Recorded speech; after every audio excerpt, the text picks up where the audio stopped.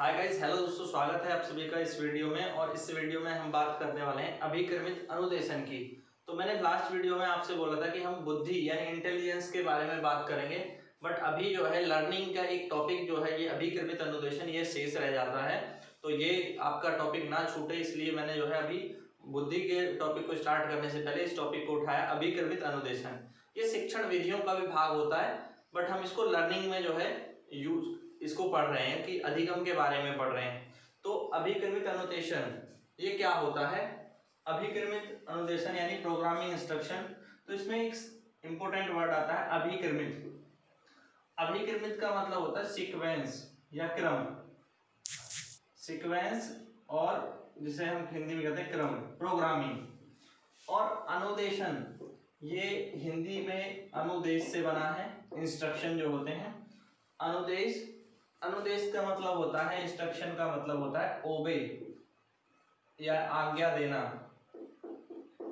आज्ञा sorry order, order आज्ञा देना। इसका एक और मीनिंग होता है अनुदेश का, वो होता है ज्ञान देना, नॉलेज, टू शेयर नॉलेज।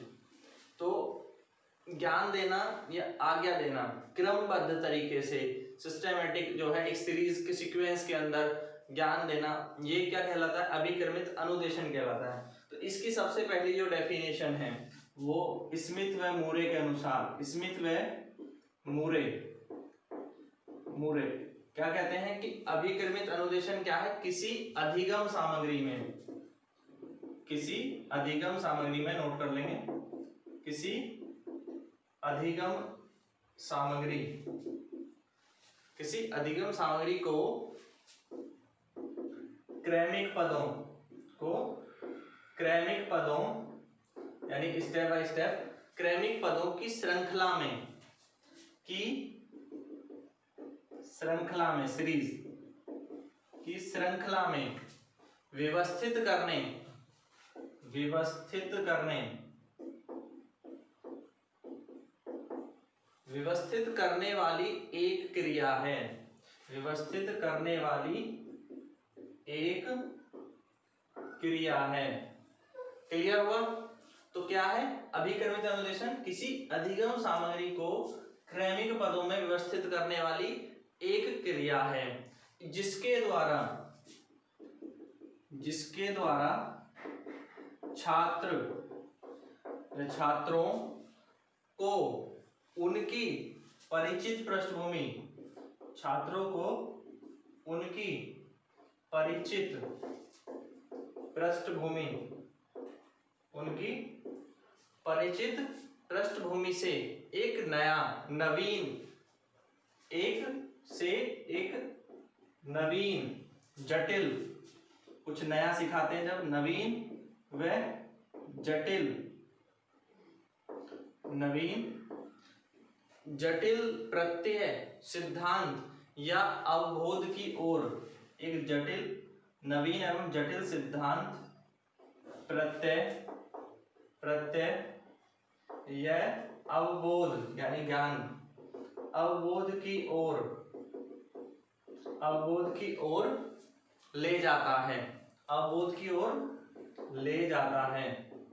तो अब इसको समझें पूरी बात को। क्या कह रहे हैं कि किसी अधिगम सामग्री को क्रमिक पदों में या क्रमिक पदों की श्रृंखला में व्यवस्थित करने की क्रिया क्या है?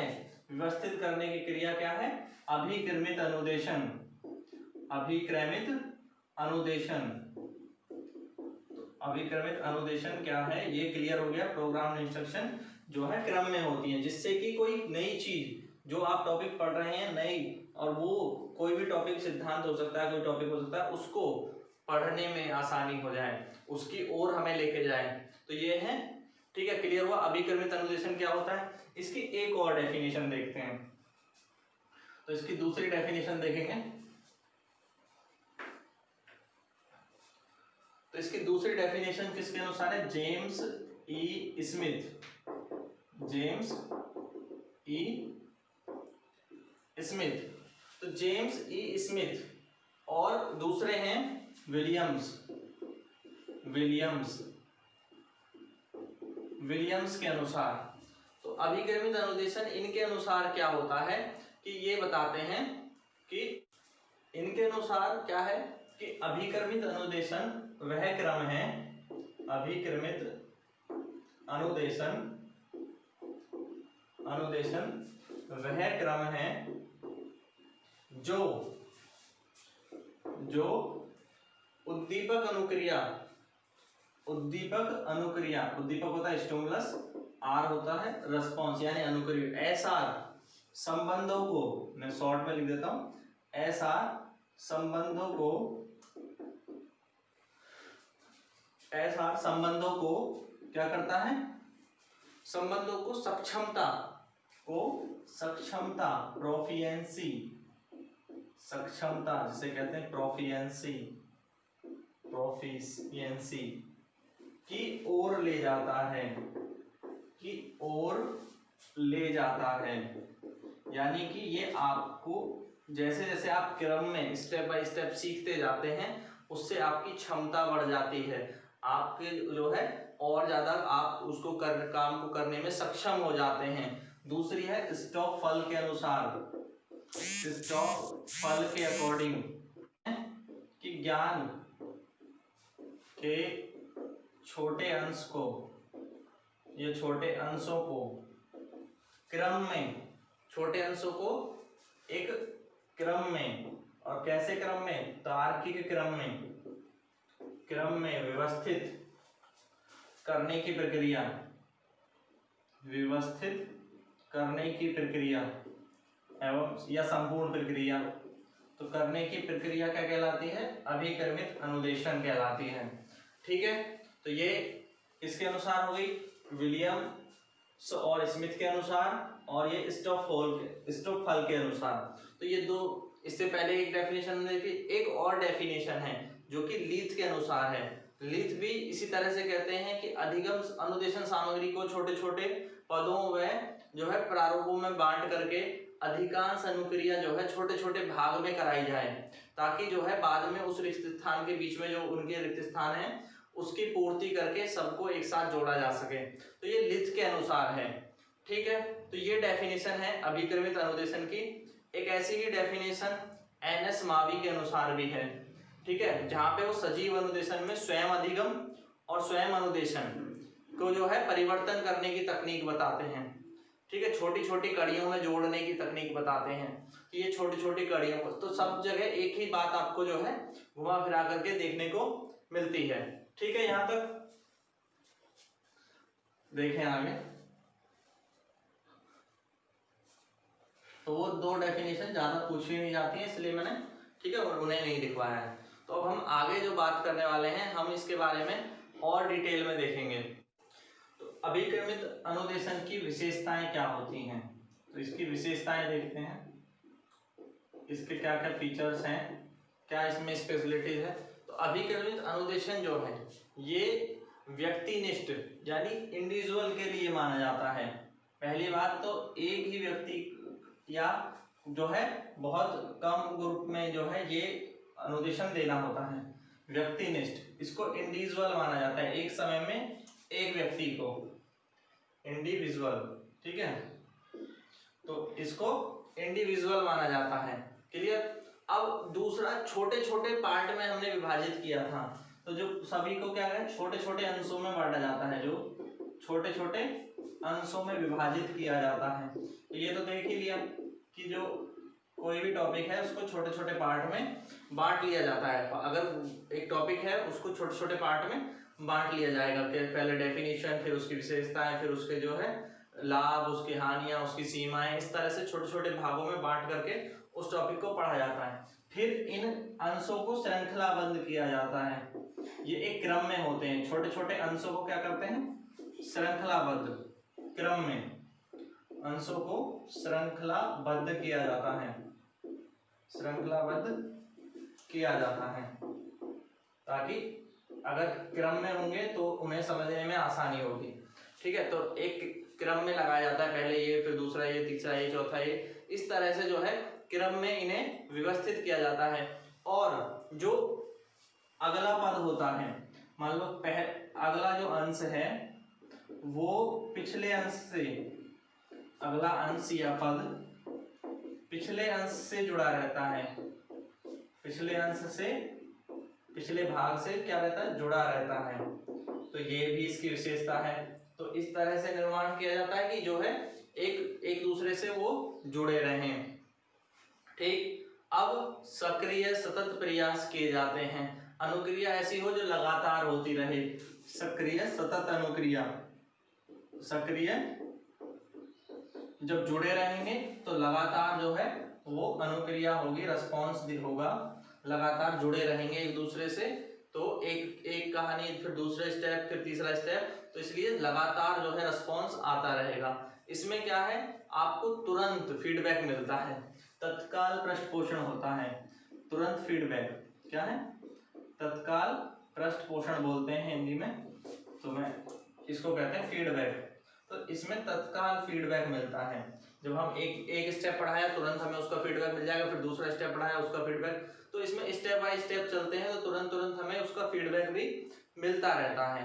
ठीक है, ये इसकी विशेषताएं हैं। और क्या होती हैं, विषय वस्तु को सीखने के अवसर प्राप्त होते हैं, विषय वस्तु को सीखने के अवसर प्राप्त होते हैं। इसको छात्रों को विषय वस्तु, जो विषय वस्तु है वो सीखने के अवसर प्राप्त होते हैं, सीखने के अवसर प्राप्त होते हैं। ठीक है, तो उसको अच्छी तरह सीख सकते हैं। ये एक पूर्ण विधि है, पूरी तरह जो है परीक्षित विधि मानी जाती है, वैलिड होती है, वैध है। तो इसकी अन्य विशेषताएं यहाँ लिख देता हूँ, वैध है, वैध मानी जाती है, पूर्ण परीक्षित है, यानी पूरी तरह से टेस्टेड की गई है, पूर्ण परीक्षित है, सही से प्रयोग की जा सकती है। इसमें अनुक्रिया भी होती है, पुनर्बलन भी होता है, और साथ ही साथ उद्दीपन भी होता है, यानी तीनों तत्व शामिल रहते हैं। तो इसमें तीनों तत्व शामिल रहते हैं। मैं यहाँ देखो, तो इसमें क्या है, उद्दीपक जो स्टिमुलस है, उद्दीपक, अनुक्रिया और पुनर्बलन, वह पुनर्बलन, तीनों तत्व शामिल रहते हैं। क्या है कि तीनों तत्व शामिल हैं। ठीक है, स्टिमुलस भी है, रिस्पॉन्स भी है और रीइंफोर्समेंट भी, तीनों तत्व शामिल रहते हैं, सम्मिलित हैं यानी। ठीक है, तो ये हो गया, तो ये इसकी विशेषताएं हैं, समझ गए। अब आगे बात करते हैं, तो इसकी अन्य विशेषताएं क्या हैं।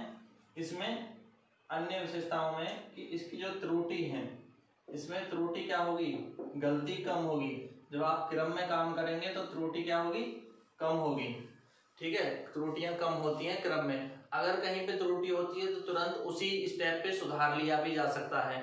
ठीक है, तो इसमें लगातार मूल्यांकन होता है, लगातार मूल्यांकन भी होता है, और साथ ही साथ जो है पुनर्बलन, वह पुनर्बलन भी लगातार दिया जा सकता है। हर एक स्टेप के बीच में पुनर्बलन दिया जा सकता है, लगातार क्रिया होती रहती है, काफी कम गलती होती है, पुनर्बलन भी लगातार दिया जा सकता है। अब ऐसी जब विधि होगी, क्रम में हम लगातार सिखाएंगे तो बालक भी क्या होंगे, छात्रों में जिज्ञासा होगी अगले स्टेप की, तो छात्रों में तत्परता व जिज्ञासा रहती है, छात्रों में तत्परता व जिज्ञासा रहती है आगे सीखने की। ठीक है, तो ये सारी जो है विशेषताएं हैं अभिक्रमित अनुदेशन की। अब इसके क्या क्या सिद्धांत हैं, कितने प्रकार हैं, उनकी बात करेंगे।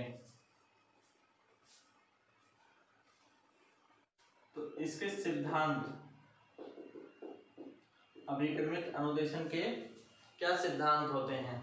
तो पहला जो इसका इंपॉर्टेंट सिद्धांत है वो है व्यवहार विश्लेषण का सिद्धांत, व्यवहार विश्लेषण का सिद्धांत। इससे व्यवहार का विश्लेषण किया जा सकता है, बिहेवियर का जो है अच्छे से एनालिसिस किया जा सकता है। व्यवहार विश्लेषण का सिद्धांत इसको कहा जाता है। छोटे छोटे अंशों का सिद्धांत, क्योंकि छोटे छोटे भागों में बांटा जाता है तो इसलिए इसको छोटे छोटे अंशों का सिद्धांत भी कहते हैं, छोटे छोटे अंशों का सिद्धांत। साथ ही सक्रिय सहभागिता, सक्रिय सहभागिता का सिद्धांत, सक्रिय सहभागिता का सिद्धांत ये भी कहा जाता है। और तत्काल पृष्ठ पोषण, तत्काल पृष्ठ पोषण, क्योंकि तुरंत इसमें हमें फीडबैक मिलता है, ठीक है, तुरंत फीडबैक मिलता है, तो तत्काल पृष्ठ पोषण का सिद्धांत भी कहलाता है। और क्या नाम होंगे इसके और भी कई अन्य नाम हैं जो है इसके सिद्धांतों को। साथ ही स्वयमति से सीखने का, स्वयमति मतलब स्वयं से, इटसेल्फ, स्वयमति से सीखने का सिद्धांत ये भी कहा जाता है। और क्या नाम होंगे, सामग्री की वैधता का सिद्धांत, जो पाठ्य सामग्री होती है, पाठ्य सामग्री की वैधता का सिद्धांत, क्योंकि स्टेप बाय स्टेप उसकी वैलिडिटी देखी जा सकती है कि वो क्रम में है या नहीं है। पाठ्य सामग्री की वैधता, वैलिडिटी बोलते हैं, ठीक है, वैधता का सिद्धांत, पाठ्य सामग्री की वैधता। छात्र परीक्षण व ज्ञान प्रगति ज्ञान का सिद्धांत, छात्र परीक्षण व प्रगति ज्ञान का सिद्धांत, क्योंकि हर स्टेप पर छात्रों का परीक्षण व उनके ज्ञान की जांच की जा सकती है। वह प्रगति ज्ञान या ज्ञान प्रगति ज्ञान का सिद्धांत ये भी जाना जाता है। तो ये सारे इसी के जो हैं एक तरह से नाम है कि इसके सिद्धांत को, इसके कौन कौन से सिद्धांत होते हैं। व्यवहार विश्लेषण का सिद्धांत, छोटे छोटे अंशों का सिद्धांत, सक्रिय सहभागिता का सिद्धांत, तत्काल पृष्ठ पोषण फीडबैक यानी सहमति स्वयं से सीखने का सिद्धांत, और जो है पाठ्य सामग्री की वैधता का सिद्धांत, छात्र परीक्षण के प्रगति ज्ञान का सिद्धांत। तो ये सारे जो टॉपिक हैं ये इसके अंदर आते हैं। अब इसके कितने प्रकार होते हैं, छात्र अभिक्रमित अनुदेशन के प्रकार।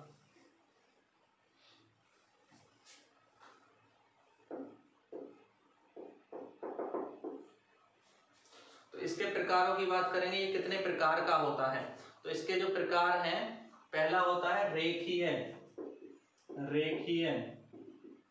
अभिक्रमित अनुदेशन, लीनियर बोलते हैं, अभिक्रमित अनुदेशन यानी लीनियर प्रोग्राम लर्निंग, ठीक है, लीनियर।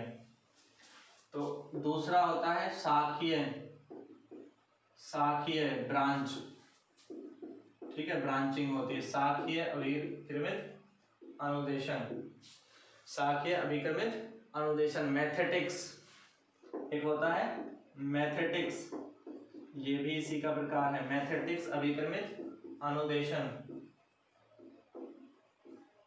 ठीक है। और क्या होता है, स्वयं से डायरेक्शन लेना, स्वनिर्देशित। कई बार इसको शिक्षक के बिना अनुदेशन भी माना जाता है, बिना शिक्षक के अनुदेशन, स्वनिर्देशित। और एक होता है और कंप्यूटर आधारित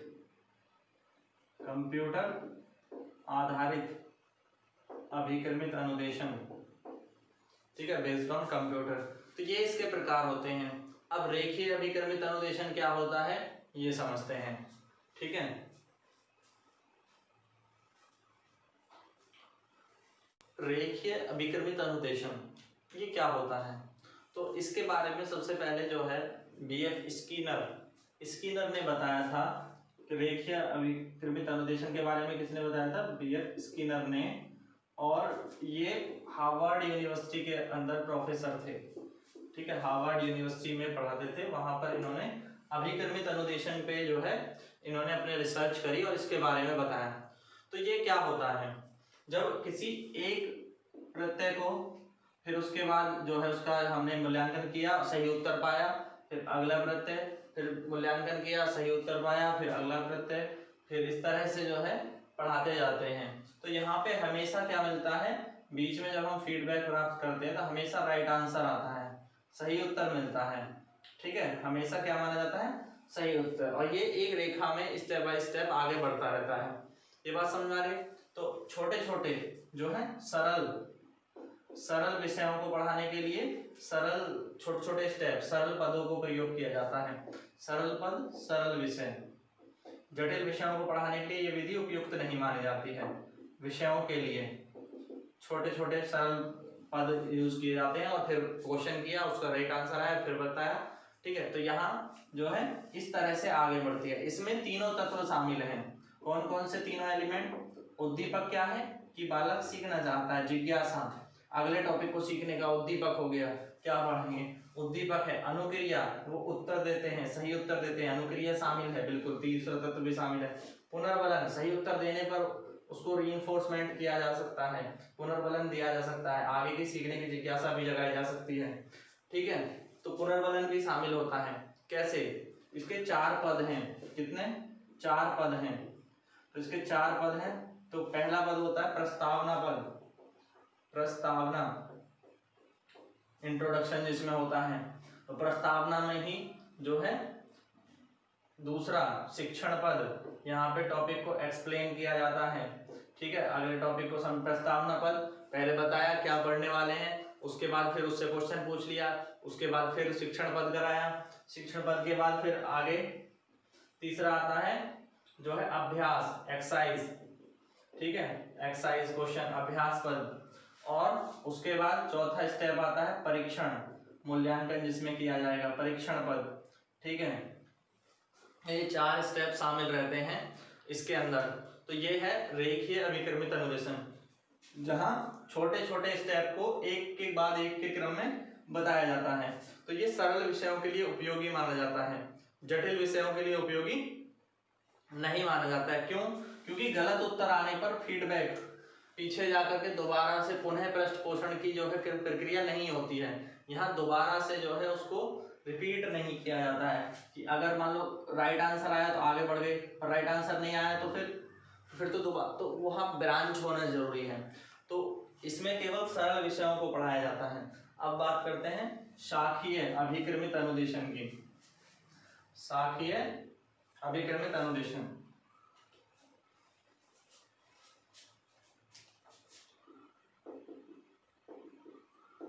यानी कि ब्रांच। शाखीय अभिक्रमित अनुदेशन के बारे में, तो ये जो शाखीय अभिक्रमित अनुदेशन होता है, तो इसमें क्या है कि जो शाखीय अभिक्रमित अनुदेशन है ये क्या होता है। अब ये पहले मैंने रिकॉर्ड किया था तो वो पार्ट जो है डिलीट हो गया, इसलिए दोबारा कर रहा हूँ, इसलिए थोड़ा चेंज लग रहा होगा। ठीक है, पहले इस पर फोकस करते हैं कि क्या चीज जो है। तो इसमें क्या होता है कि जब कोई सिखाया जाता है, कोई अनुदेशन दिया जाता है, कोई इंस्ट्रक्शन, तो पहले फिर दूसरा, फिर इस तरह से आगे बढ़ते हैं, उनको चेक करते हुए, मूल्यांकन करते हुए, तीसरा, चौथा। तो हर समय क्या है, 2 या 2 से अधिक मत और विचार रहते हैं। हर समय 2 या 2 से अधिक मत, जैसे यहाँ पे है तो 2 या 2 से अधिक मत, यानी एक होता है मुख्य फ्रेम, एक को हम कहते हैं मेन फ्रेम, मुख्य फ्रेम सीधे सीधे ना बढ़ के, एक होता है उपचारात्मक, उपचारात्मक। इसमें क्या है, रेमेडियल, अगर गलत उत्तर आता है तो इसमें उपचारात्मक फ्रेम में चले जाते हैं और फिर पीछे से शुरू से सीखना, या जो है पीछे से सीखना शुरू करते हैं जिस स्टेप से हमें जो है वो समझ में नहीं है, तो इसको हम कहते हैं रिपीट सेक्शन। तो ये क्या है, रिपीट सेक्शन कब किया जाएगा, जब कहीं पे जो है अगर किसी प्रश्न का हल सही नहीं निकला, जैसे हमने पहले देखा था वहां हमेशा उत्तर सही मिलता है, तो अगले स्टेप पे बढ़ जाते हैं, पहले स्टेप सही उत्तर आया, दूसरा स्टेप फिर सही उत्तर आया, तीसरा स्टेप। तो बच्चों से पूछने पर अगर वो सीखते जा रहे हैं तो लगातार आगे बढ़ाते जाते हैं, बट जहां पे भी अवरोध आया, ब्रांचिंग हो गई, वहीं से क्या होगी, ब्रांचिंग हो गई, पीछे जाएंगे। अब इसमें अगर शिक्षक नहीं है तो कंप्यूटर है, तो पहले से ही रिपीट करेगा, फर्स्ट से रिपीट क्या करेगा, फर्स्ट से। अगर एक टीचर है तो वो क्या करेगा, वो देख सकता है कि वो कौन सा टॉपिक रिपीट करना है, 2 रिपीट करना है, 3 रिपीट करना है, या 4 ही दोबारा रिपीट करना है। तो क्योंकि जो यहाँ अभिक्रमित अनुदेशन की बात हो रही है, प्रोग्रामिंग इंस्ट्रक्शन की, तो ये बिना शिक्षक के हो रही है, तो इसलिए फर्स्ट से रिपीट कर देगा। तो ये हुआ शाखीय अभिक्रमित अनुदेशन का मेन पार्ट। अब इसके क्या एडवांटेज है कि ये उपचारात्मक शिक्षण में बहुत अच्छा है, इसमें बालक जो है ज्यादा सीख सकता है, और जो है क्योंकि जो है उपचार भी किया जाता है, उच्च कक्षाओं के लिए बहुत प्रभावी है, बड़े बच्चों के लिए जो है प्रभावी माना जाता है। तो ये सब इसके जो है 1 या 2 से अधिक विचारों को सिखाने के लिए ये एक तरह से जो है अभिकर्मण ट्यूटोरियल विधि है। तो इसमें जो है अलग अलग ट्रिक्स आप प्रयोग कर सकते हैं, तो ज्यादा शिक्षण होता है। ठीक है, ये सीखने में अधिक सहायता करता है, ये मेन बात है, ये इसके लाभ है। अब इसके दोष क्या है कि ये कहाँ प्रयोग नहीं कर सकते, तो तो ये छोटे बच्चों के लिए जो है, छोटे बच्चों के लिए उपयोगी नहीं माना जाता। कंप्यूटर के द्वारा ऐसा शिक्षण जो है काफी समय लगाने वाला हो सकता है। जब कंप्यूटर आप यूज करेंगे तो क्या होगा कि वो शुरू से शुरू करेगा, कहीं पे अगर हमारा जो है प्रॉब्लम आती है यानी नेगेटिव आंसर आता है तो वो शुरू से चला जाएगा, जिसमें कि काफी जो है समय लॉस होगा। तो इस शिक्षण को मशीन द्वारा किया गया जाना ज्यादा उचित नहीं माना जाता। तो ये एक महंगी तकनीक मानी जाती है उस समय, तो इसलिए जो है ये जो है क्या है, छोटी कक्षाओं में भी प्रयोग नहीं की जाती। यहाँ कई बार ऐसा होता है कि जो बच्चा है वो आंसर जो है गैस पे सही दे सकता है। मान लो उसने 2 उत्तर थे और उसने एक उत्तर चुन लिया और सही हो गया, तो कंप्यूटर मशीन क्या करेगी, वो आगे बढ़ जाएगी, उपचारात्मक फ्रेम में नहीं जाएगी। तो अगर सही उत्तर आ गया तो मुख्य फ्रेम में आगे चले जाएंगे, 5वें स्टेप पर आ जाएंगे। तो कई बार अगर तुक्के से आंसर सही आ रहे हैं तो वहां पर ये प्रभावी नहीं होगा। ठीक है, अब बात करते हैं मैथमेटिक्स की। मैथमेटिक्स क्या होता है?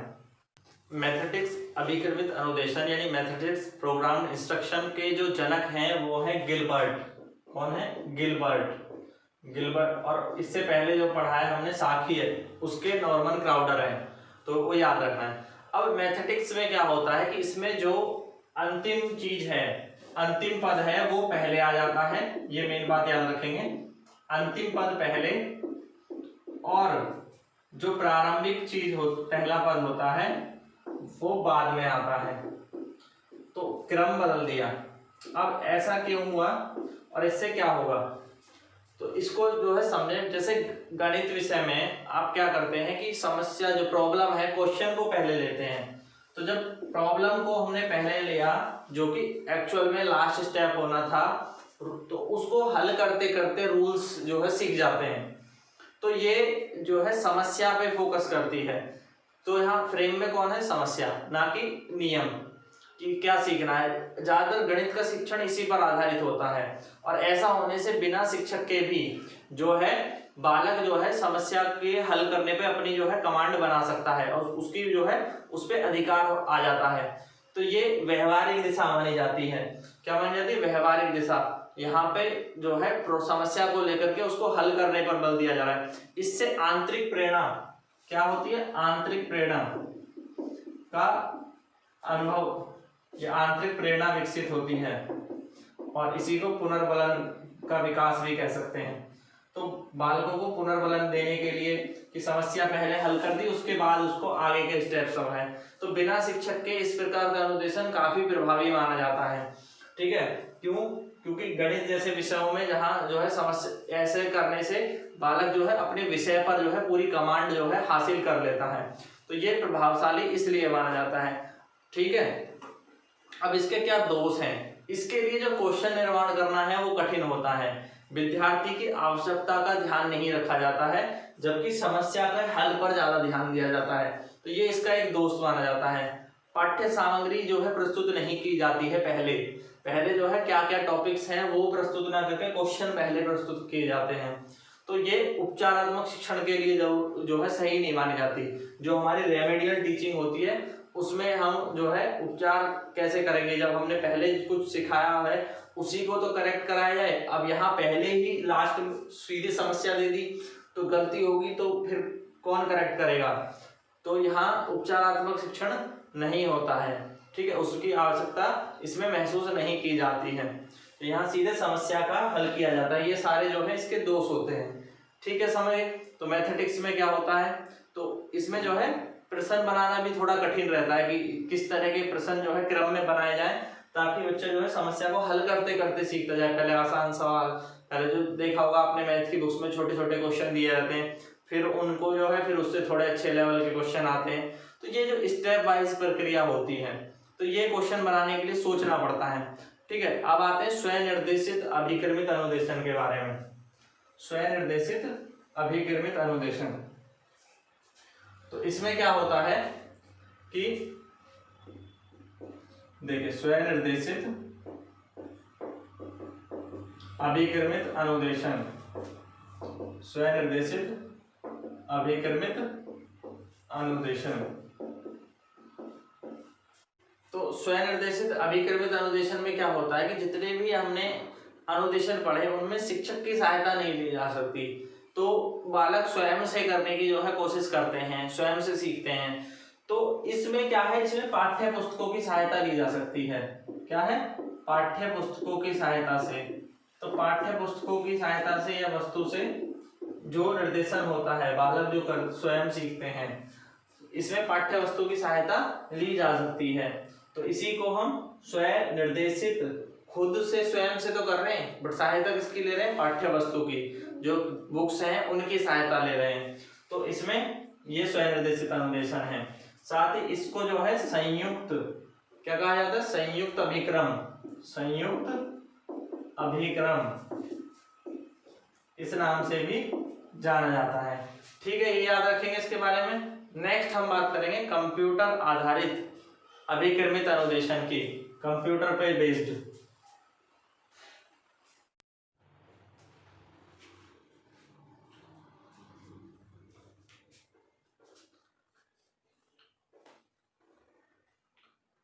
कंप्यूटर आधारित जो अभिक्रमित अनुदेशन है वो क्या होता है कि इसमें जो है कंप्यूटर की सहायता ली जाती है। शिक्षण में क्या है, कंप्यूटर को इन्वॉल्व किया जाता है।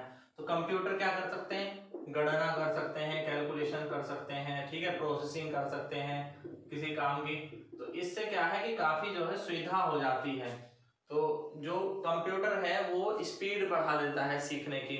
तो कंप्यूटर आज का जो है एक मेन इक्विपमेंट है, एक मुख्य साधन है जिसके सहायता से जो है जो लर्निंग है अधिगम काफी तेजी से हो रहा है और इसका बहुत प्रयोग अब शिक्षण में हो रहा है। तो इसी प्रकार के शिक्षण को जहाँ पर शिक्षक की सहायता के बिना कंप्यूटर आधारित अभिक्रमित अनुदेशन जो है किया जाता है। तो जो भी अभिक्रमित अनुदेशन के प्रकार थे, क्या इसके सिद्धांत हैं और कौन कौन जो है कैसे कैसे इसकी डेवलपमेंट हुई, सारी चीजें हमने डिस्कस की। तो ये आपको आई होप अच्छे से समझ में आ गया होगा। Thank you guys, thanks for watching.